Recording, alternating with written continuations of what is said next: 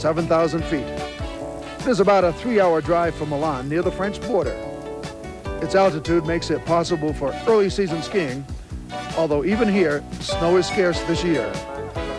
Hello everybody, I'm Bob Beatty. We're in Sestriere for the first women's slalom of the World Cup season. Yesterday there was a Super G held here, and Marina Kiel of West Germany was the winner. As far as the Americans, well, they waited until the very last moment to come to Europe this year. Usually they get over here about a month ahead of time, and the snow is usually scarce. They have to battle with all the Europeans for time on the hills, and they have to share the gate time and everything else, and it's tough. However, they trained under really excellent conditions at Copper Mountain in Colorado, and I think it's going to help them. As far as the race yesterday is concerned, well, Eva Twardokens was 5th, and Debbie Armstrong was 4th. After the race, I had a chance to talk to Debbie. I don't believe it, because when I went through the finish, you saw me fall. I had so many troubles, and I'm really surprised at how my time turned out. I just hope it holds. But you know, it looked like it was real rattly up there. Yeah, it's hard snow. It was pretty rough. But, man, I really feel like I've been training really well, and I was excited for this race. And I wish I skied the upper part a little better. I guess I was a second out up there. Yeah, you know, watching you last night at dinner and the day before, you seem real loose and relaxed and very confident. A lot different than last year. Yeah, I am a lot different than last year. I'm pretty confident because I had a great summer of training. And I was burnt out entering into the season last year, and you know, I never would admit it was a result of the Olympics, but now that I'm 2 years away from it, I think it was, and I'm a lot looser this year.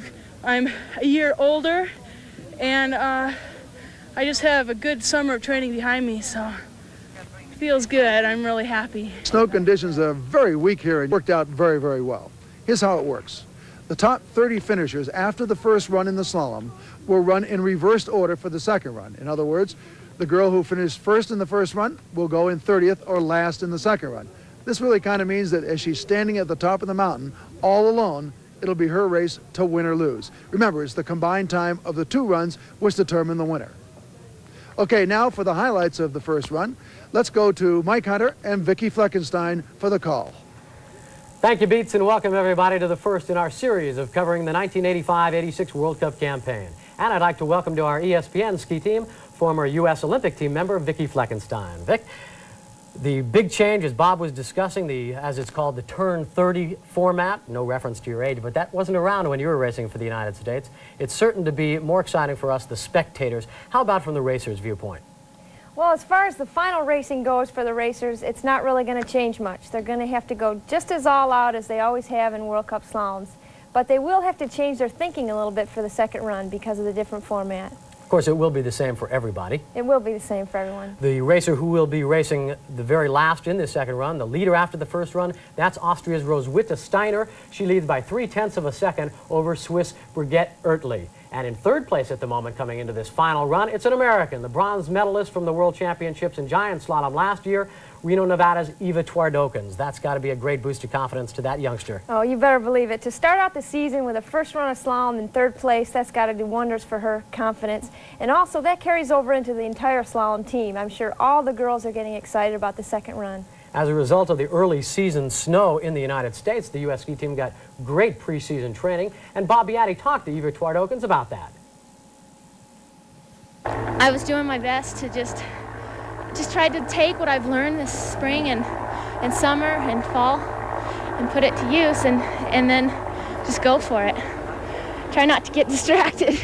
What do you think about training in the United States and then coming over here right at the last minute? Think that's helped? I think it's the best thing we've ever done. It was great to be in Copper. Such good skiing, and here we are again in Europe. There's no snow, so I think it was good. In addition to Eva, there's another American in the top 10 right now. In 7th place, Tamara McKinney, also from the Lake Tahoe area. A great early season start for Tamara. That is a good start for Tamara. She usually comes on later in the year, February and March, so 7th place in the first run has got to really be encouraging for her. How about Erica Hess, one of the great all-time ski racers? She stands 5th after the first run. Now, in the old format, she would be starting off this second run, having a nice, clean hill out in front of her. But as a result of the new format, she's going to be the 25th racer down the hill. How does that play a factor in her ability to come back and win this race? Well, I'll tell you, Mike, she's got to forget about those nice, clean hills right now because she's Going to have a little bit of course deterioration, but then again, she's a veteran and she knows what to do to win this race. Michela Fagini, the defending World Cup champion, did not quite make the cut for this final run here in the slalom. That's a disappointment to her, but it certainly is no great surprise because slalom is not her strong suit. We will, as we get set to watch the second and final run in the World Cup season opener. Roswitha Steiner of Austria, the leader after the first run. With a new format, she will run very last. As we get ready to watch, American Beth Matson coming out of the start in her debut on the European World Cup Tour. Boy, you got to know she's pretty excited about this, Mike. It's her first time over here racing in these big races. She's got to be pretty excited. Had trouble with her ski pole, lost the grip there for a moment. Oh, wow, and now her goggles. That kind of thing just really disrupts your rhythm and your concentration, and boy, she seems to be getting it back, though, here. That's good. She's a good competitor, Beth. She came from the 72nd starting position. Now, as she sheds her hat, 72nd in start position in the first run. She finished 27th in that run. That's an excellent result. It really is. It's hard to move up that much from starting position like that. Boy, she looks good down here. See those little things that wreck your concentration? A good competitor like her, she just gets her act back together and puts it together down here on the bottom. All right. So with all those troubles, Beth Matson posts a combined time of 1:34.26, and only time shall tell where that will land her. Here it is once again with her problems with those goggles. Yeah, let's see what happens here. See, originally she knocked them up on her head to get them out of her way. They wear the goggles because their eyes water a lot, and there it just must have been bothering her. She just got rid of the head altogether. Monika Mehrhofer of Austria, 21-year-old second-year World Cup racer, is on course at the top. Drops off right about here at the 5th gate. Gets pretty steep. Only 2 years on the World Cup. That's a pretty good finish for her first run. She's one of the younger Austrians. Looks really nice here. She's nice and quiet and in good control. She's going a lot faster than people think. Bit back on her skis there. Yeah, she did. But see how quickly she gets it back? Catches up with her skis. There's her split time, an excellent split time in comparison to Matson. The bottom part of the course here is fun to watch. You can see how close their skis go to the pole, especially right through here in this flush section. Boy, she looks really nice for a young racer. Austrian Mehrhofer across the finish line in 45.02. Will give her a combined time of 1:32.21, well ahead of Beth Matson after the two runs combined, and it is the two times that they combined for the final order. Karen Buder is on course, 21-year-old Austrian. 1985, she was the Europa Cup slalom and overall champion. Yeah, she's a good slalom skier. As you can see here, they have similar styles. You know, they're on the same ski team, and they train year-round running hundreds and hundreds of slalom gates, so they do pick up sort of the same style. Coming towards the split time. And All right. just does post the best split time by 1/100th of a second, Buder. Boy, there's a lot of competition on that Austrian team. She's even smoother down here, looks a little bit faster. These girls are so smooth on this slalom that it looks like they're not going that fast, but I'll tell you, if you were standing right next to this course, you'd get a good feel for how fast they're going. So Buder's combined time of 1:31.95 will put her in the lead. Let's take a closer look at Buder's style down in the bottom section of the course. Okay, Mike, what's interesting to watch here is how close her feet and her skis go to these slalom gates. I mean, they're literally inches from the gates, and what she's trying to do is straighten out her line. We all know that the shortest line between 2 points is a straight line, and that's what she's trying to do. Carving those turns real well. So that was an excellent run for her. And her time proves it. 1:31.95. She's in first place. Beth Matson, the American, is a very happy young lady, and she's with Bob Beatty. Beth, that was a pretty wild and woolly run. It was wild. I had a lot of troubles. What happened up there? I started out by actually rushing to my start. I had to hike the course and get right in there, and ended up losing my pole and losing my goggles and had to brush them off and had a little trouble, I'd say. Pretty hard to get close to the poles when you can't see where you're going. That's true, especially rapid gates when you're supposed to be close to them, you know. But you know, that was really a good start for you. 2 good runs and really your first big World Cup race over here. And, you know, I think all the people in Aspen are going to be very proud of you. Oh, well, thanks. I hope so. It's been a good day for me, I think. I'm happy. Good luck the rest of the season. Thank you so much. From event to the 1986 World Cup Tour, and Carolyn Beer is our skier on top. Buder's teammate on the Austrian ski team in her second year on the World Cup Tour. Is 21 years old. She is young for this, the big leagues here in the World Cup circuit, but she seems to be doing well like all the Austrians today, it seems like. Vicki, she is a small, compact racer. How does that play a factor in the slalom racing? Well, there's different theories. A lot of people think that being small and really quick is good for slalom, and it looks like it's helping her out a little bit here. She doesn't have a lot of extra weight or a lot of height to carry around and be quick with. Her split time was just slightly behind that of Buder's. Has to make up a little bit of time down at the bottom. Was harsh on her edges there, it looked like. Yeah, she got low and wide on that one gate, and it's what we talked about before. You don't want to swing far from each gate. You've got to have each turn be right next to the gate. Her time across the finish line in combined time, 132.03, means that Karen Buder hangs on to the lead, at least momentarily, by a slim margin. She's probably happy with that run. Rennie Schneider is going to be our next competitor, and she is a top slalom racer. She's an excellent giant slalom racer, really. She's had some excellent results in giant slalom last year. She won a couple races and was second. But let's see what she can do in slalom. She has a really aggressive style. She skis a little bit like a guy, like the men on the Swiss team. She has her arms out in front of her, and she sort of boxes the breakaway gates right out of her way. This is really steep here, and she's quick and strong through there. She won the slalom earlier this year in the World Series held right here at Sestriere. That's a good way to start the season. She's probably looking for another one today. That's kind of a warm-up, though, to this. Yeah, this is the real big time right here. Wow, she looks great there, really cutting off the gates right close to her boots. I don't know, though. She's a little rough, not quite as precise as the couple Austrian girls we watched before her. But a good time down at the finish. 131.25 will put her into first place by 7/10 of a second as we look at her again. Okay, let's see here the difference between her and the other girls. She's just not quite as quick. See, she's got her rhythm is a little bit off, and she looks a little stiff. She might not be quite as agile as the other girls. Can't be too harsh, can you? Not in this event, Mike. She's got to be quick and very subtle on her skis. But she is quick enough to take over the lead as Monica Hess gets ready to try and top the time posted by Rennie Schneider. Monica Hess, the younger cousin of Erika Hess. Monica's had some good results, too. She was 11th in the Olympics, which is a pretty good result. See how powerful they are out of the starts. Those girls are in such top shape from head to toe. I mean, their shoulders and arms and everything are really strong. She likes this hill, too. One of her best results ever was posted on this hill, a third place in 1984. And they remember that, Mike. From year to year, you have certain favorite hills, and if you have a good result in an area, you never forget it.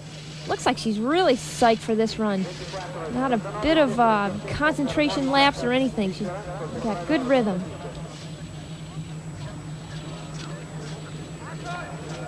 Letting her momentum carry her through the flats now. It's a little bit flatter down here, but you can see they're still carrying a fair amount of speed. 45.46 will not be good enough to take over the lead. 131.63 her combined time. So Rennie Schneider hangs on to the lead by 4/10 of a second.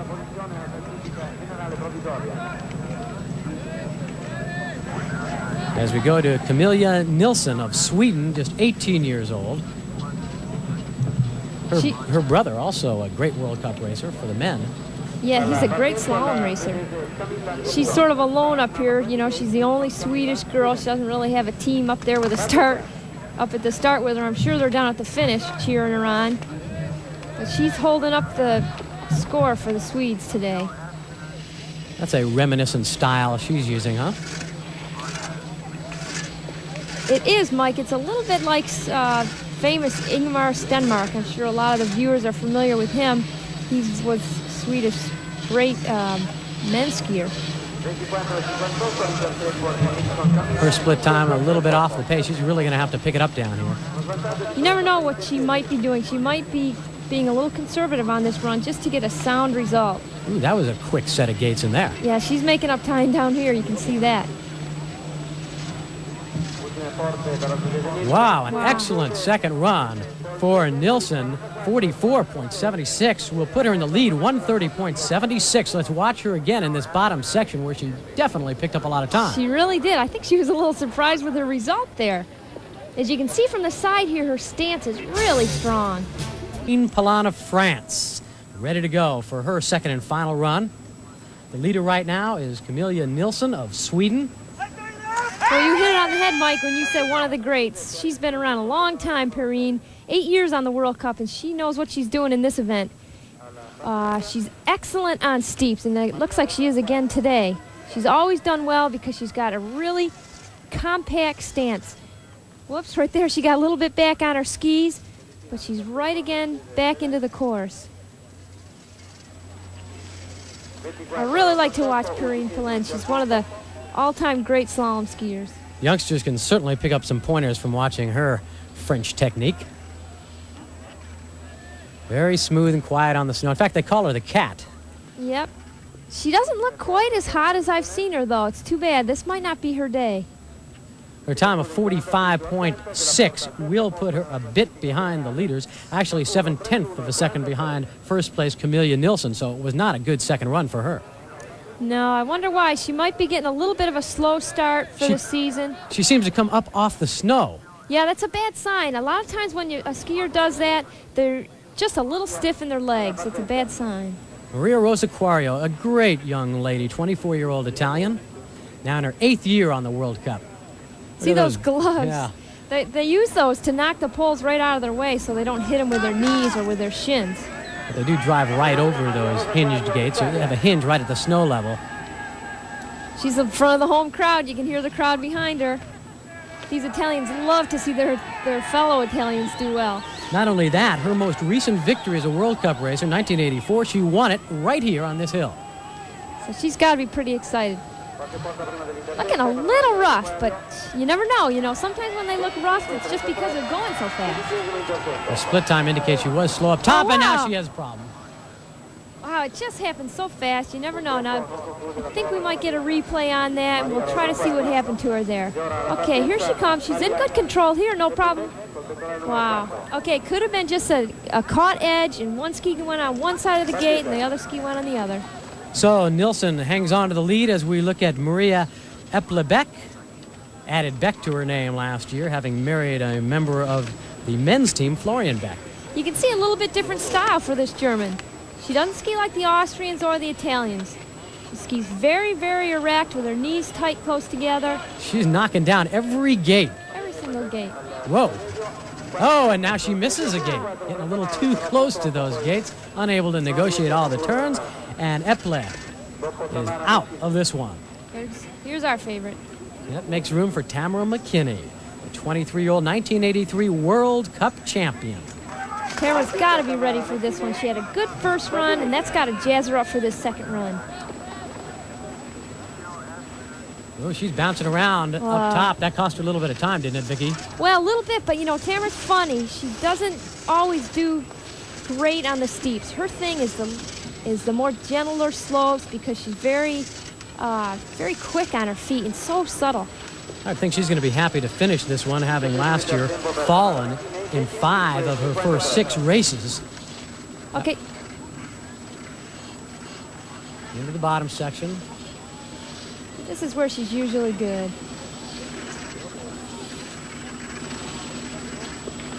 Very smooth there. That was good for Tamara. The time 46.22 gives her a combined 131.72, a little bit behind the leaders. I hope that result holds for her. This is McKinney again in the top section, of course. Watch how she gets her skis on edge and jumps from one edge to the other. See that? She just got a little off balance, but a weaker skier, if that had happened to them, they'd be out of the course. And down at the bottom? Yeah, this is where Tamara's good. This is her thing. She's just light on her feet. It's almost like she's on her tiptoes. She just goes from gate to gate. It doesn't phase her upper body at all. No snow kicks up from her edges, indicating she's not skidding at all. Very flat ski. Pauletta Magoni is in the starting gate. She having just added another suffix to her name, Sforza, having gotten married over the summer. 21-year-old Italian, 1984 Olympic slalom gold medalist. Boy, it's nice to come out of a starting gate with a gold medal in the back of your mind. Must give her a lot of confidence. I'll bet it does. She was 6th after the first run. Right now trying to catch the leader, Nielsen, who clocked a combined time. Whoa, a little bit of trouble there. That's a lot of time lost right there. Just that one little skid in one gate can cost a racer a race. These racers at this level make every turn as precise and as exact as they possibly can. They train year-round, literally year-round, running hundreds of slalom gates. And by the time they're in the race course, they're just going all out. Good quick run in the bottom section. Magoni across the finish line really made up a lot of time in the bottom. Her combined time, 1:30.91, will put her into second. Some racers in the world this morning. Can they maintain that title this afternoon? These are the best 4 from this morning, running in reverse order. Erica Hess was 4th after that first run. She's out onto the course now trying to win this one, the 2-time World Cup champion. This is a little different for her, Mike. See, the course is a little bit more rough than she's used to. She's the 25th racer to come down now. Good, smooth, compact style. She is kicking up a lot of snow, though, there. Yeah, she looks all right. I'll tell you, Erica can't rest back on her heels, though, because she's got a lot of young Swiss coming up after her, so I think this race is very important to her to get a good result. She is really letting it out down here. Boy, she's so quiet and so smooth and steady. Her upper body barely moves. This technique carries her to 4 World Cup slalom titles over the years. Across the finish line, great time, 44.99 is going to give her a combined time, 1:30.22. That will put her into first place by a half second. Here's what you can see where all her training has helped her to keep nice and disciplined. Her arms aren't flailing all over the place. She's nice and quiet from ski to ski. Really nice skier to watch. And here she's doing the same thing that we looked at earlier. She's trying to straighten out her line, go as close to that gate as she possibly can. Just knock it right over out of her way. Yet stable all the time, quiet upper body. Great run by Erica Hess. That makes it more difficult for the American Eva Twardokens. A lot of pressure for the 20-year-old from Reno, Nevada, who was the best in training at Copper Mountain for the Americans earlier in the fall. Boy, I'd like to see a great run for Eva here. I know she wants it. She'd be satisfied with just about anything in the top 5. Let's see what she can do. Oh, caught an arm. That's funny, that didn't hurt her at all, though. She was back on the course right away. Boy, she's a really good American star. She's young. She's really picking up on the rules of the game and getting in good results already. And slalom has not been her strong discipline. No, she's really a giant slalom skier, but it's turning over in her slalom also. It's 45.21. Here she comes across the finish line. 45.73 will not be good enough to take over the lead. I'll tell you, that was a great run for Eva, though, that she's still going to be up there. I'm sure she's happy with that. You know, she did have a lot of pressure on her. This is the first race of the season, 3rd place after the first run. I think she did well. She winds up at the moment in 2nd place with a couple of racers still to come. Brigitte Oertling, 23-year-old Swiss, out on the course. Boy, they don't have much space between the start and the first gate. They really got to get right into it. Especially up here on this steep. That's not easy skiing right there. This is one of the girls that Erica Hess has to worry about. Personally, I think this girl was going to be in contention for the overall World Cup. She's an excellent downhill skier, and she's good in giant slalom, and today she's showing how good she can be in slalom. She was the runner-up for the Cup last year and won the combined, meaning that she does race well in all disciplines. Big gal. She is tall, but she's very strong. That'll certainly help her down here in the flatter section of the course. As she pushes her way across the finish line, 45.58 will give her a combined time, 1:30.32. That will slide her into 2nd place behind Erica Hess. She looks a little tired there.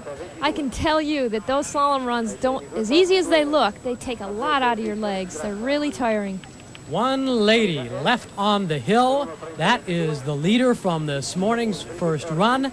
It is Roswitha Steiner. It's hers to win or lose right now. From Austria, the 22-year-old is out on the hill. I can't believe this format. It's come down to this one racer. It really does make it exciting. I mean, everyone's standing in the finish line right now watching this one girl, and the girl that's winning down there could either move into second or take the race. Erika Hess is the lady in the hot seat. She's down at the bottom watching and waiting to see if Roswitha Steiner can top her combined time.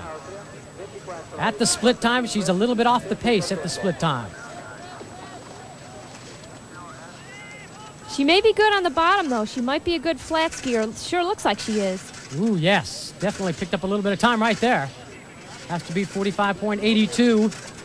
It's going to be very close, Vicki. Oh, amazing. She does it. 45.62 gives Roswitha Steiner the victory here today. A great day for the 22-year-old Austrian. Boy, is she happy.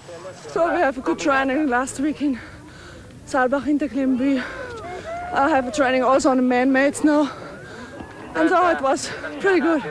I'm feeling well. Oh, that's terrific one, and you're off to a great start. Pardon? You're off to a great start. I don't know. You're off to a great start. Ah, sure, yeah. Good start. Yeah, sure. I'm happy. Congratulations to you. Thank you. Well, that just about wraps things up here in Sestriere, Italy. For Eva Twadokens, really a good finish for her when you think that it's her best World Cup finish ever in slalom. And what a way to start the season. Also, the entire U.S. team, I think, looks in very good shape, and they're going to get better and better and better. Tamara McKinney, maybe not quite the result that she had in mind. She was pretty sloppy in that second run. As she said, after her run, I just didn't really have my coordination today. Well, believe me, she has a lot of coordination, and she'll have much, much better results throughout the season, and we hope to be showing you many of those. Next week, we'll be somewhere in Europe bringing you World Cup skiing. We aren't exactly sure yet. We're waiting for the officials to tell us where. Okay, the final results. Roswitha Steiner of Austria, first. Erika Hess of Switzerland in second place. Bridget Oertli of Switzerland, third. And Eva Twadokens of the United States in fourth place.